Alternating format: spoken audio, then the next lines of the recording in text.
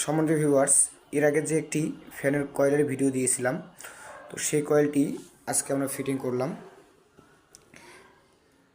ফ্যানটি ফিটিং করার পরে আমরা যে কেবলে দুটি কয়েলের এক প্রান্ত করে সংযোগ করা ছিল, সেই কেবলে নিউট্রাল সংযোগ করেছি এবং স্টার্টিং এবং রানিং দুটি কয়েল ক্যাপাসিটরের দুই মাথায় জয়েন করেছি এবং সেখান থেকে ফেস কেবলটি আমরা জয়েন করেছি রানিং কয়েলের সাথে।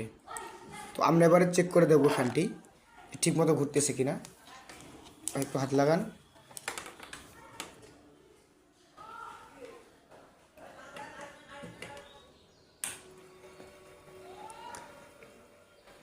ফ্যানটা কিন্তু ঠিকভাবে ঘুরতেছে। বন্ধ করেন।